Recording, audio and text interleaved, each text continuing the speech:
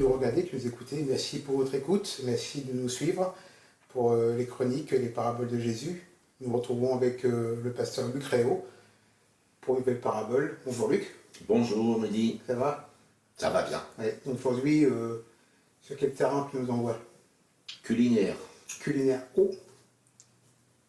Le sel. Le sel. Ah, oui. Job, dans sa détresse, dit... Faut pas en abuser du sel. Faut pas en abuser. Pas en abuser. Pas dans les aliments. On va voir si la Bible dit la même chose. Voilà, exactement. Mais Job dit, est-ce qu'on mange du blanc d'œuf tout seul? Ah, c'est mieux que le jaune, hein. Mais est-ce qu'on mange un plat non salé? Des fois, pas trop choix. Donc le sel, c'est une image de différentes réalités qui convergent. Alors, mais le sel n'est pas le poivre. Non. Le poivre apporte sa propre saveur, son mordant, son piquant.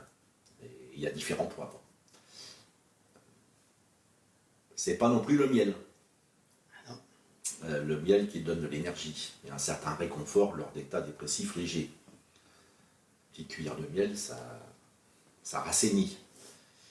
Mais il y a plusieurs thèses dans la Bible où le miel au palais devient de l'amertume dans le ventre. Voilà. Et il est des encouragements, des fausses consolations qui ne produisent que du découragement. Et dans la loi de Moïse, on dit sur toute offrande, tu mettras du sel. À l'inverse, il est écrit, tu ne mettras jamais de miel sur ton offrande. Le miel peut tourner. Et puis le miel aussi noircit quand on le met sur le feu. Alors que le sel est incorruptible, imputrescible. Par contre, il se dissout. On va avoir deux aspects du sel par rapport à des paroles que Jésus a dites. D'abord, le sel, c'est non au scandale. C'est lié à l'interdiction des scandales. Donc le sel accompagne un aliment, il n'est pas l'aliment. En se dissolvant, il renforce la saveur d'un plat. C'est vrai. C'est ça le rôle du sel. Et le sel n'est pas l'évangile. Non.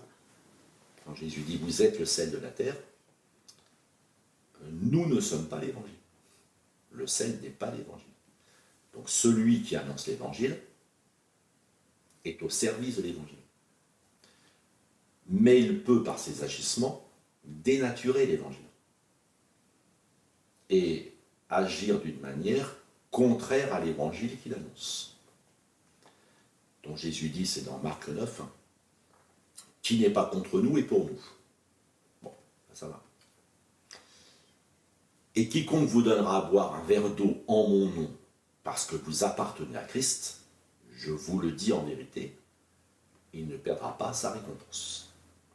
Mais, si quelqu'un scandalisait un de ces petits qui croient, il vaudrait mieux pour lui qu'on lui mette au cou une grosse meule de moulin et qu'on le jette dans la mer. Si ta main est pour toi une occasion de chute, coupe-la. Alors Jésus dit la même chose pour les yeux et pour le pied. C'est quand même assez dur, hein, quand même. Hein. Coupe-la. Ah, coupe-là. Pas de cadeau. C'est Pas vrai. de complaisance, pas de... faut être ferme. Ouais. Dire, mais coupe-la, c'est pas physique, ça signifie bien quelque chose d'autre. Ben non, heureusement. Mieux vaut pour toi entrer manchot dans la vie, quand même, que d'avoir les deux mains et d'aller dans la géhenne, dans le feu qui ne s'éteint pas. Car tout homme sera salé de feu. Le sel est une bonne chose. Mais si le sel devient sans saveur, avec quoi l'assaisonnerez-vous? Ayez du sel en vous-même et soyez en paix les uns avec les autres. Donc Jésus conclut tout cet ensemble de propos par un enseignement sur le sel, plutôt des considérations sur le sel. Mais tout homme sera salé, non pas de sel, mais de feu. C'est le feu du jugement, le feu qui va cribler et voir qu'est-ce qui est juste, qu'est-ce qui est injuste. Le sel est une bonne chose. Alors, à la question, est-ce qu'il faut beaucoup de sel ou pas beaucoup de sel? Trop de sel ou trop peu de sel? Qu'est-ce que Jésus a voulu dire? Il y a trop de sel, c'est trop de soi-même. Et trop de soi-même nuit à l'évangile. Il faut couper. Tu vas poser la question, ça veut dire quoi couper? Bien, couper, c'est discipliner ses paroles, discipliner ses actions, discipliner son regard. Jésus parle de la main c'est l'action. Oui. Les yeux, c'est les choses que je convoite, les choses que j'envie. Et puis les pieds, c'est où est-ce que je vais, dans quels endroits je vais. Toujours les trois mêmes sphères. Et Jésus dit, tu coupes. Tu coupes ce qui pourrait nuire à l'évangile. Si quelqu'un scandalisait un de ces petits qui croient en moi. Et là, il faut être ferme, intransigeant, avec soi-même, pas avec les autres, avec soi-même. Et au lieu d'exhaler la saveur de l'évangile, les excès, les incartades, les paroles blessantes, le regard hautain de celui qui évangélise, masque la puissante saveur de la parole de Dieu. Et c'est ça, nous ne sommes que le sel. Mais si le sel s'impose dans le plat, il m'est arrivé une fois, moi, au restaurant, il me sert une bouillabaisse, il me dit c'est bon. Je lui dis, écoutez, c'est trop salé. Il l'a renvoyé en cuisine, il m'a servi un bouillon moins salé.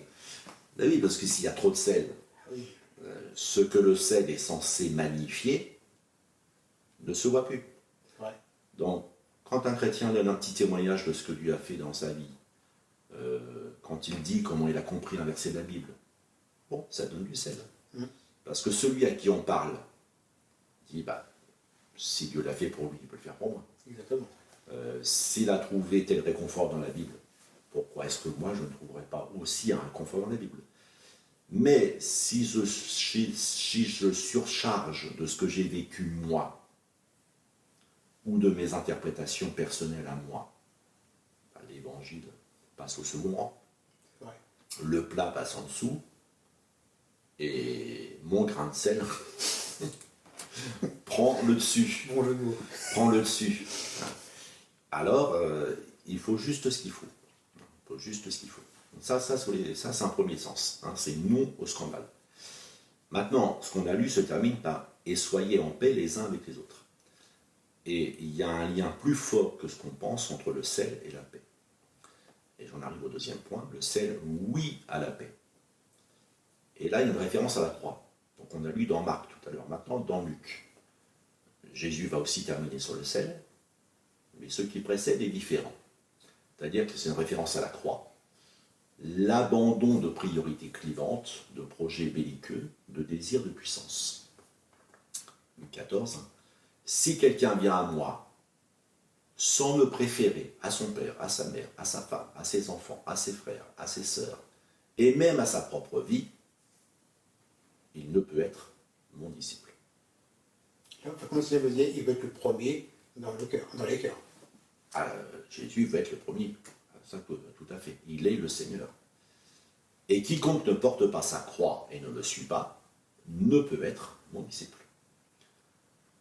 Car lequel d'entre vous, s'il veut bâtir une tour, ne s'assied d'abord pour calculer la dépense et voir s'il a de quoi la terminer, de peur qu'après avoir posé les fondements, il ne puisse l'achever. Et que tous ceux qui le verront se mettent à le railler en disant « Cet homme a commencé à bâtir, il n'a pas pu achever. » Ou quel roi, s'il va faire la guerre à un autre roi, ne s'assied d'abord pour examiner s'il peut, avec 10 000 hommes, marcher à la rencontre de celui qui vient l'attaquer avec 20 000. S'il ne le peut, tandis que cet autre roi est encore loin, il lui envoie une ambassade pour demander la paix. Ainsi donc, quiconque d'entre vous ne renonce pas à tout ce qu'il possède ne peut être mon disciple. Le sel est une bonne chose, mais si le sel perd sa saveur, avec quoi l'assaisonnera-t-on?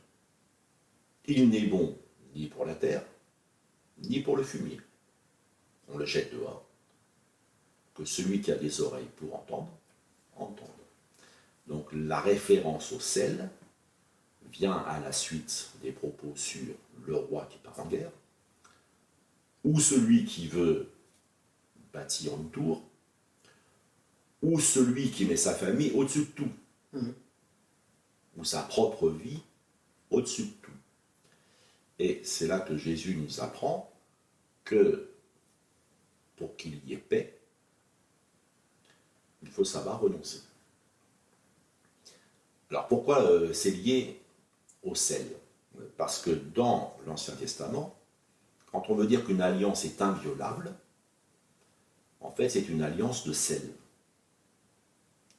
L'Éternel, le Dieu d'Israël, a donné pour toujours à David la royauté sur Israël, à lui et à ses fils, par une alliance inviolable, et en hébreu c'est une alliance de sel. Et en opposition, Daniel, voilà ce qu'on appelle la statue de Daniel, qui parle d'alliance hypocrite. Et tu as vu le fer mêlé avec l'argile, parce qu'ils se mêleront par des alliances humaines, mais ne seront pas unis l'un à l'autre, de même que le fer ne s'allie pas avec l'argile. Alors pour qu'il y ait la paix entre nous et Dieu aussi, il faut savoir renoncer, afin que nous soyons en paix. Et si ce n'est pas le cas, ben le sel perd sa saveur. Et c'est, je veux absolument construire ma tour, et je vais me fâcher avec tous ceux qui la dénigrent. Je veux absolument faire la guerre, mais je vais avoir plein de pertes, parce que j'en suis totalement incapable. Ou je veux absolument privilégier les intérêts de ma famille, et j'écrase tout le monde. Alors Jésus nous met en garde. Il nous met en garde et il nous dit, rappelle-toi du tout petit sel. Et que un peu de sel, c'est bien. Mais trop de sel, c'est dangereux. Merci Luc. Je vous dis à une prochaine fois pour une nouvelle chronique. Que Dieu vous bénisse.